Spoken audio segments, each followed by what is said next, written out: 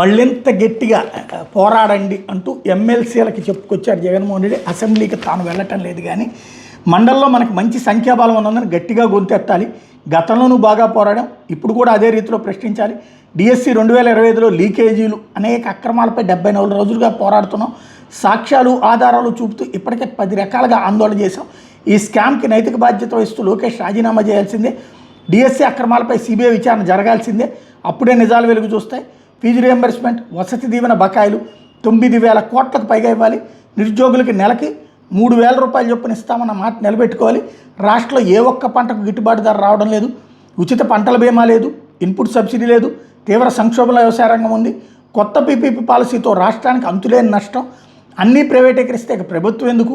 దిశా వ్యవస్థ రద్దు, బీసీ నేతలపై తప్పుడు కేసులు, శ్వేతపత్రాల పేరిట రచ్చ, అబద్ధ పత్రాలు, మండల్లో వీటన్నింటి మీద ఆధారాలు సాక్ష్యాలతో ప్రభుత్వాన్ని ప్రశ్నించాలి అంటూ పిలుపునిచ్చారు జగన్మోహన్ రెడ్డి.